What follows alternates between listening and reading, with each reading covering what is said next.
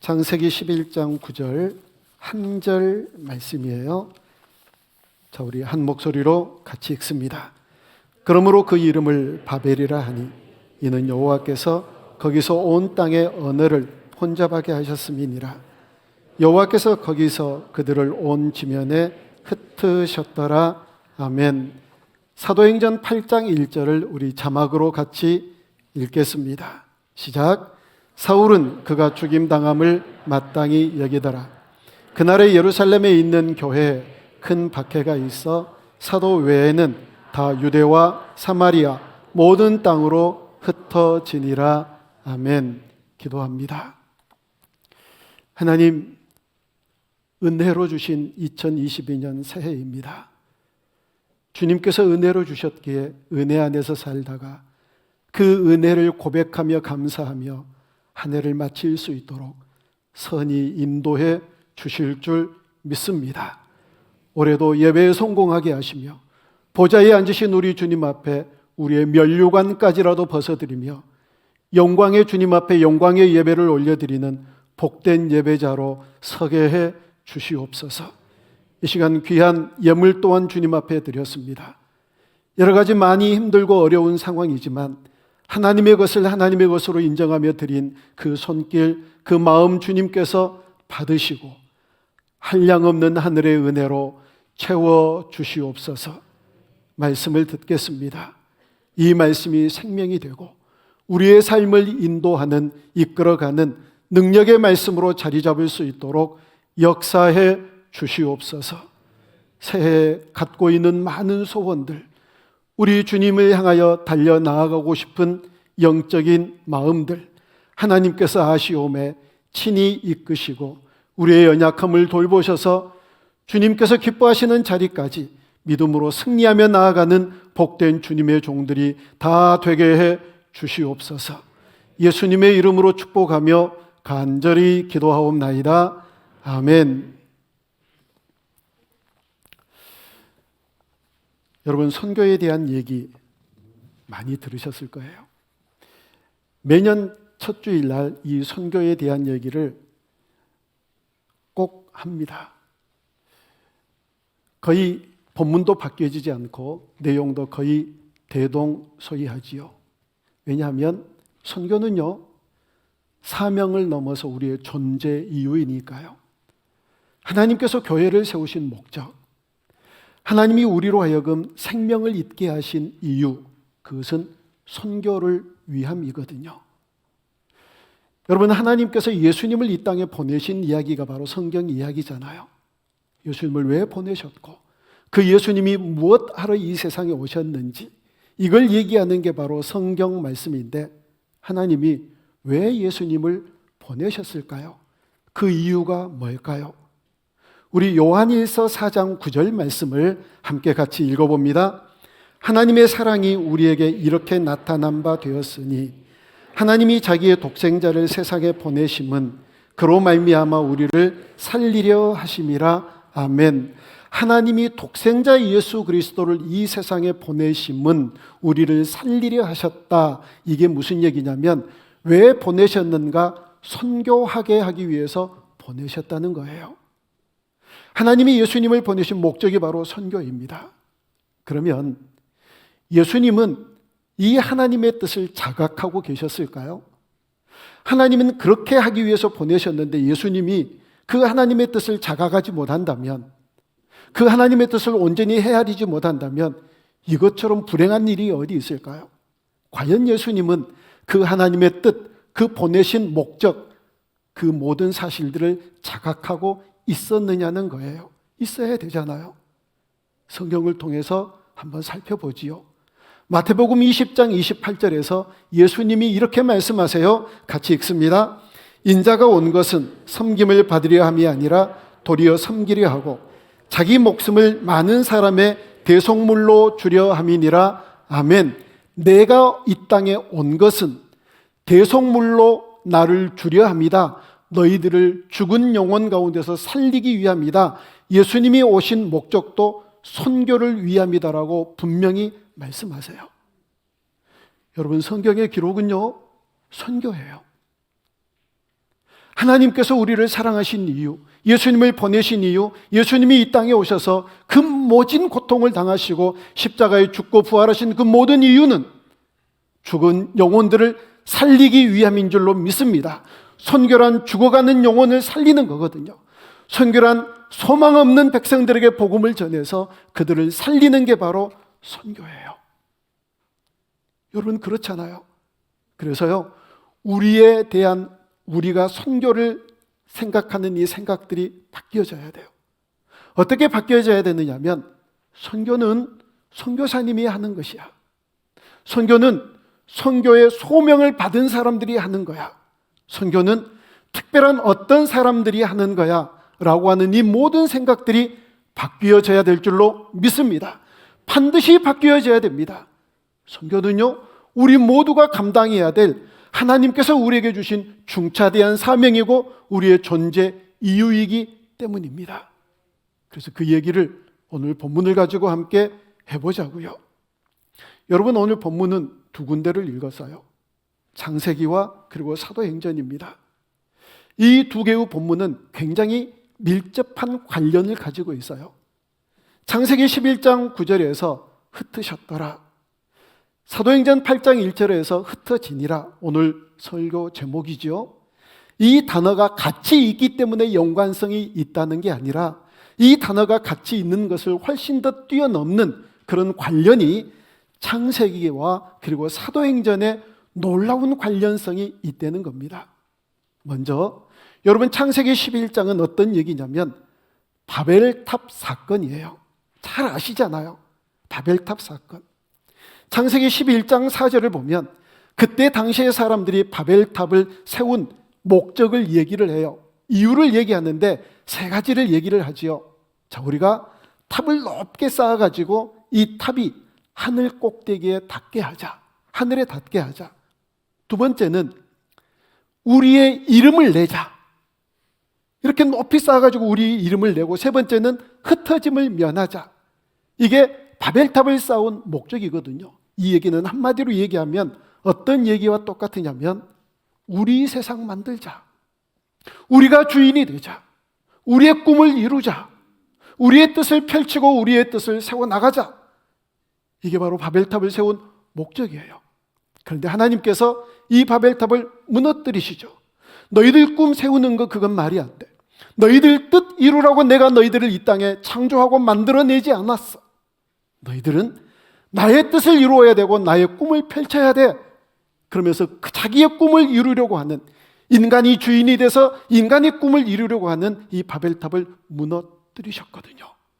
그러면 하나님, 우리 인간의 꿈 좀 이루면 배 아프세요? 인간의 뜻을 좀 이루면 하나님 그거 못마땅하세요? 그런 질문할 수 있겠죠. 그게 안 되는 거예요. 이유는 너무 쉬워요. 네 꿈과 너의 꿈이 다르니까요. 네 뜻과 이쪽의 뜻이 다르니까요. 같은가요? 여러분, 자녀 2명 있으시죠? 2명의 아이들로 세상의 모든 자녀들을 다 볼 수 있지 않던가요? 어떻게 2 아이들이 입맛이 달라가지고 외식 한번 하려면 식당 고르는데 그렇게 많은 시간이 걸리나요? 네 뜻과 내 뜻이 달라요. 우리의 뜻이 서로 다르고 꿈이 달라요. 그러니까 그 뜻이 다르니까, 그 꿈이 다르니까 전쟁하는 거예요, 여러분. 전쟁은 바로 그래서 일어나는 거예요. 한 나라의 대통령, 우리나라만 해도 이 대통령은 이 꿈을 이루겠다고 그러고 이 대통령은 저 꿈을 이루겠다고 그러고 치열하게 피 터지게 싸우잖아요. 이게 세상의 일이에요. 어떻게 인간의 꿈을 이루어요? 어떻게 인간의 꿈과 뜻이 통일될 수 있나요? 이게 안 되는 거예요. 전쟁이 일어나고 갈등이 일어나고 싸움이 피 터지게 일어나니까 안 돼. 너희들 꿈 이루는 거 그건 안 돼. 애초부터 안 돼.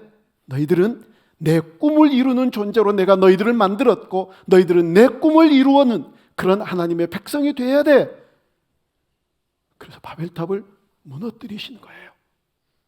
우리 11장 9절 다시 한번 읽어볼까요? 우리 같이 한번 읽어봅니다. 그러므로 그 이름을 바벨이라 하니 이는 여호와께서 거기서 온 땅의 언어를 혼잡하게 하셨음이니라. 여호와께서 거기서 그들을 온 지면에 흩으셨더라. 아멘. 이 흩으셨더라, 이게 하나님의 꿈이에요. 이게 하나님이 목적하는 거예요. 이게 하나님이 원하시는 거예요. 이상하지요. 우리의 뜻과 잘 맞지 않죠. 우리는 많이 모여라. 대형 교회 되자. 더 많이 모여서 더 큰 무리와 더 큰 군중을 이루자. 이게 우리의 꿈이고 우리의 목표인데 하나님은 그럴 때마다 그 꿈을 꺾으세요. 그 바벨탑을 무너뜨리시고 흩어지니라. 흩으세요. 바벨이라고 하는 뜻이 뭔지 아세요? 떠들썩한 소리. 이게 바벨탑의 바벨이라고 하는 뜻이에요. 실현 불가능한 계획. 이게 바벨이라고 하는 뜻이에요.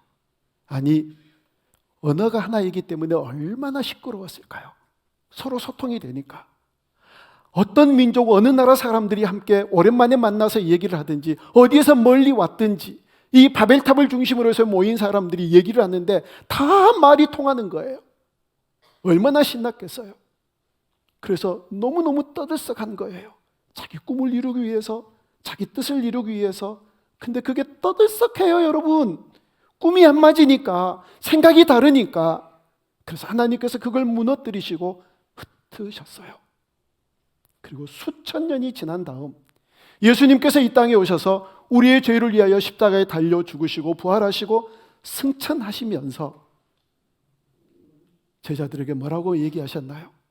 내가 너희들을 위해서 보혜사 성령님을 보내실 거다. 그리고 너희들은 기도하면서 이 성령님을 기다려라. 이들은요, 마가의 다락방에 모여서 성령이 오심을 간절히 기다렸어요. 기도하며.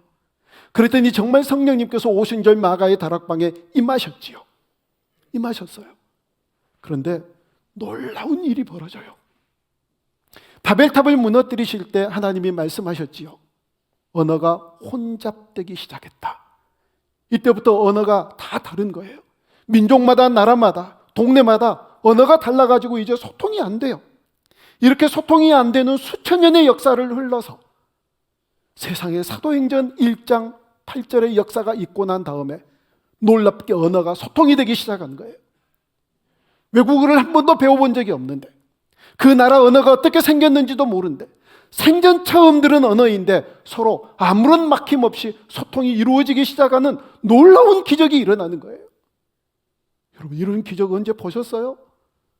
이건 정말 놀라운 기적이거든요.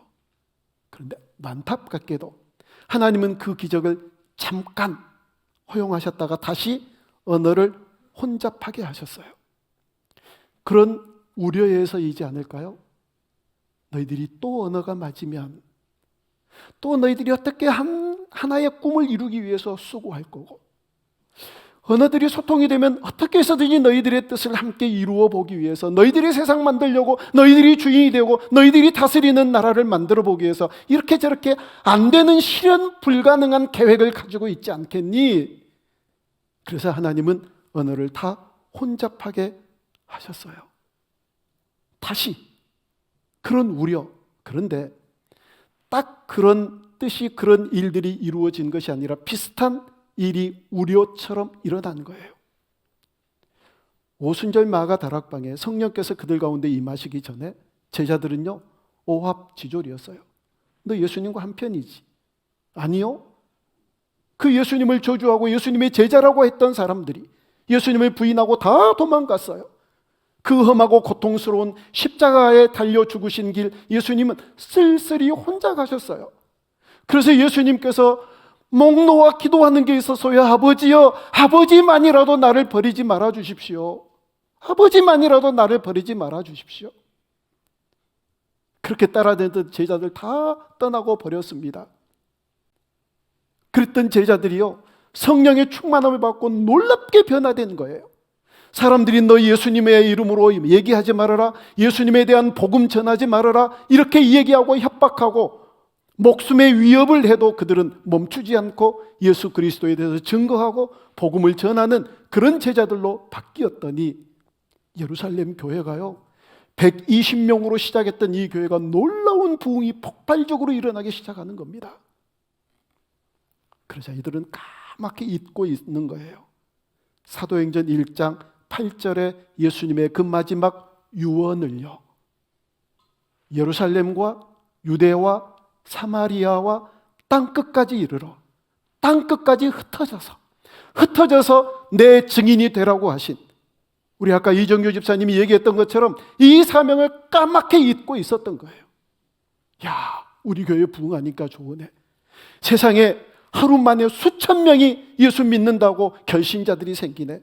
예루살렘 교회가 폭발적으로 부흥하고 재정도 많았겠죠. 야, 우리 교회 커지네, 대형 교회 되네, 좋네 하고 있으니까 이 1장 8절의 말씀을 순종하지 않는 이 예루살렘 교회를 하나님이 엎으세요.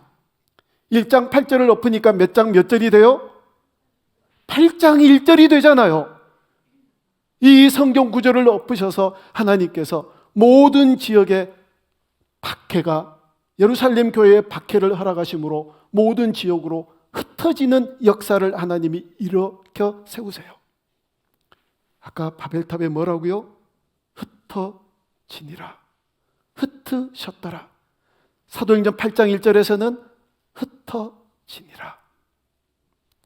우리 8장 1절 다시 한번 같이 읽어봅니다. 시작.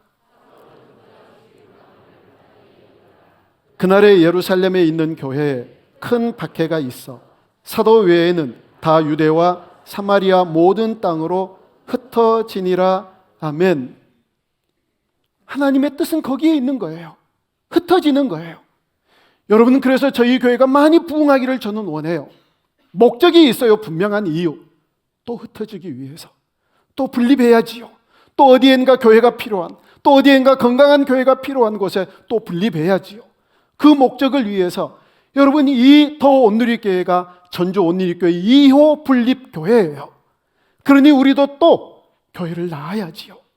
이걸 위해서 부흥해야 돼요. 아니, 힘이 있어야 교회를 낳지요. 힘이 있어야 순산을 할 수 있지요. 여러분, 이 뜻은 하나님의 뜻이에요. 사랑하는 여러분, 교회의 존재 목적은 선교하기 위함이에요.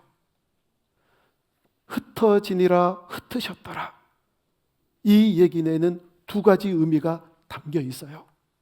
너희들 만방에 흩어져서 하나님 나라를 세워나가라. 땅끝까지 이르러 하나님 나라를 새로 일구어 가라. 이 중요한 의미가 있고, 또 하나의 의미는 우리가 여기서 예배를 드리고 예배가 끝나면 여러분 각자 삶의 터전에 나가서 복음의 증인으로 삶을 살라는 하나님의 위대한 사명이에요. 여러분, 이 사명을 우리가 이어받은 줄로 믿습니다. 다시 한번 마음속에 기억해야 될 것이 있습니다. 선교는 우리의 존재 이유입니다. 아버지 하나님께서 그 아들까지도 아낌없이 선교를 위해서 이 땅에 주셨다면 우리에게 뭐가 아깝지요? 여러분, 우리 교회가 주로 많은 선교단체가 있지만 주로 한 선교단체하고 굉장히 밀접한 관계를 가지고 함께 선교의 지형을 펼쳐나가는데요. 웩 선교단체라고 하는 선교단체예요. WEC. 이걸 한국말로 발음을 하면 좀 거시기해요. 웩. 이 웩 선교단체를 창립했던 스터드라고 하는 선교사가 뭐라고 얘기를 했는지 아세요? 하나님이 나의 아버지가 맞다면, 예수 그리스도께서 나를 위해서 십자가에 달려 죽으신 것이 맞다면 나의 어떤 희생도 아깝지 않다. 이게 웩 선교단체의 모토예요. 모토. 마지막으로 이 선교에 대한 감동적인 얘기가 몇 개 있는데 그걸 말씀을 드리고 오늘 설교를 마치려고 합니다. 자기 아랍권에서 선교를 하다가 오신 선교사님이 계셔요. 원래 의사 선생님이셨어요. 모든 것을 버리고 그 무슬림 지역, 목숨이 위태로운 그 무슬림 지역에서 선교를 하는데 이 땅에 전쟁이 일어난 거예요. 그 전쟁통에 계속해서 있을 수 없어 다시 한국으로 돌아왔지요. 거기에 있으면서 선교사들이 전쟁에서 죽어가는 모습을 본 거예요. 어른들이야 뭐 예상할 수도 있었겠죠. 근데 아주 어린 아이들이 그 모습을 본 거예요. 이제까지 함께 뛰어놀던 다른 선교사님의 아이들이 그 전쟁통에서 죽어가는 것을 본 거예요. 죽는 얘기를 들은 거예요. 계속 자라면서 거기에 대한 트라우마로 하여튼 이상하게 이렇게 힘들게 인생을 사는 거예요. 아이들이. 이 선교사님이 저 찾으면 없다고 그러세요. 이 선교사님이 한국으로 전쟁을 피해서 돌아오셨어요. 그래서 장로님들, 집사님들 몇 분과 함께 이 선교사님과 식사를 하며 이런저런 얘기를 나누는데 어떤 분이 나도 하고 싶은 얘기를 어떤 분이 선교사님에게 했어요. 나도 그 얘기를 하고 싶었거든요. 무슨 얘기를 했느냐면 선교사님, 아이고 그 어려운 전쟁통에 얼마나 고생하셨어요. 그러니까 정말 여기에서 정말 편하지요. 이제 평안하게 정말 지내시니 얼마나 좋아요. 이런 얘기를 했어요. 그 선교사님 부인이 1초의 망설임도 없이 주저함도 없이 뭐라고 얘기한지 아세요? 아니요. 빨리 돌아가고 싶어요. 빨리 돌아가고 싶대요. 나도 그 얘기 하려고 그랬었거든요. 얼마나 좋아요. 전쟁터에서 벗어났으니 얼마나 좋아요. 근데 그 얘기를 듣는 순간 안 하기를 잘했다. 내가 그 얘기했으면 얼마나 부끄러운가. 지금도 부끄러운데. 여러분 이런 분들이 바로 선교사예요. 아니 얼마나 좋겠어요. 얼마나 좋겠어요. 근데 아니래요. 이게 좋은 게 아니래요. 그 전쟁터에 갈 수 있으면 빨리 가고 싶대요. 거기서 계속 선교 사역을 하고 싶대요. 이런 분들의 선교사를 후원하는 선교사가 저와 여러분들이에요. 또 하나의 얘기가 있어요. 어떤 집사님이 여러분 저희 교회 단기 선교는 유명해요. 우리나라의 아주 큰 잡지 회사에서 저에게 전화가 왔어요. 더 전주 온누리교회 단기 선교에 대해서 글을 좀 써주십시오. 그래서 제가 글을 쓰는 걸 좋아해요. 그래서 글을 써서 보냈어요. 그 잡지에 우리 교회 단기 선교가 소개된 적이 있었고요. 우리 단기 선교를 배우겠다고 신학교에서 그리고 이런저런 교회에서 단기 선교에 함께 참여하는 교회들이 참 많아요. 그런데 이 단기 선교를 어떤 집사님과 함께 갔는데 이 집사님은 멀미를 아주 심하게 하는 분이세요. 어느 정도인지 아세요? 마트에 가서 보면은 멀미를 해요. 상품이 이렇게 진열되어 이것저것 진열되어 있는 것을 이렇게 보면서 멀미를 하는 분이에요. 안 믿으시겠지만 이분은 그런 멀미를 하는 분이에요. 우리가 태국으로 단기 선교를 가면 10시간 동안 차를 타고 가고 10시간 동안 다시 차를 타고 와요. 같이 차를 타고 가는데 초죽음이에요. 초죽음. 토하고 얼굴이 창백하게 변하고. 그런데 저희들이 태국 단기 선교를 하면은요, 마지막 밤 11시에 비행기를 타고 오는데 그 이전에 뭐 코끼리 쇼 하는데도 한번 이렇게 마지막에 한번 보여줘요. 코끼리들이 붓을 들고 이렇게 그림을 그리는 걸 보면서 이 집사님이 너무 짠하고 안타까워서 제가 이렇게 얘기를 했어요. 집사님, 나중에 선교 말고 그냥 편한 마음으로 이렇게 저런 거 구경하면 또 이렇게 저렇게 관광하면 참 좋겠지요? 이분이 뭐라고 그런지 아세요? 제가 선교하니까 여기 왔지 뭐 하려고 여기 와요? 속으로 한 대 딱 때려버리고 싶었는데 선교하니까 여기 왔지 뭐 하려고 오느냐요? 그렇게 고통스럽게 멀미하면서 뭐 하려고 여기를 오느냐요? 선교니까 왔지. 여러분 이게 바로 우리가 가져야 될 자세예요. 마지막 이야기예요. 저희 교회 전기공사를 아주 잘하는 저희 온누리교회 전기공사를 한 집사님이 계셔요. 이분은 단기 선교를 한다고 그러면 사장님인데 직원 2명을 데리고 가요. 그리고 모든 경비를 자기의 자비량으로 비행기 티켓부터 모든 경비를 자기가 다 돼요. 그리고 담을 수 있는 데까지 모든 캐리어에다가 전기기구, 이 LED 전구 담화들을 다 담아가지고 꽉꽉 채워서 선교지에 가요. 이 직원들은 얼마나 숙달된 직원들이냐면 이 직원들은 전구 담화를 천장에다가 할 때 좀 째려보고 있으면 바로 달아진대요. 사다리 타고 올라갈 필요 없이 그냥 자세히 쳐다보고 있으면 이게 바뀌어진대요. 이런 선수들을 데리고 가는데 남겨진 직장은 어떻게 하지요? 다 데리고 가요. 그래서 다 달아주는데 선교지에다가 딱 이 전구다마를 달아주면은요, 거기에 있는 현지인들이 와 하고 탄성을 질러요. 어두침침한 그 선교지에 이 LED 등을 딱 달아주면 밝기가 다른 거예요. 제가 봐도 달라요. 스위치를 딱 켜는 순간 와! 이 집사님이 늘 그렇게 다녀요. 선교지를 그렇게 쫓아가. 아프리카 어디 막 몇 억씩 투자해가지고 선교지에다가 학교를 짓고 교회를 지어요. 근데 이분의 간증이 있어요. 꼭 그렇게 단기 선교를 가면 입찰이 떨어진대요. 입찰. 자, 귀담아 잘 들어보세요. 단기 선교를 가면 단기 선교를 가는 도중에 꼭 입찰이 된대요. 아주 큰 공사들을 맡아서 지금도 진행을 해요. 자, 지금부터 입찰을 위해서 단기 선교를 가시면 안 되고, 그냥 단기 선교를 가면 이 떡고물이 떨어질지 안 떨어질지 그건 몰라요. 이제 나도 이제 빠져나갈 구멍 만들어야지요. 단기 선교 갔는데 입찰 안 되면 또 큰일 나잖아요. 입찰을 위해서 단기 선교를 가지 말고 단기 선교를 가세요. 그러면 또 하나님께서 어떻게 복을 내려주실지 모를 일이거든요. 여러분, 선교는 우리의 존재 이유예요. 아까 말씀드렸잖아요. 영상에서 선교하지 않는 교회 죽은 교회예요. 선교하지 않는 그리스도인은 죽은 그리스도인이에요. 하나님이 그 아들까지 주셨다면 우리의 어떤 희생이 뭐가 아깝겠어요.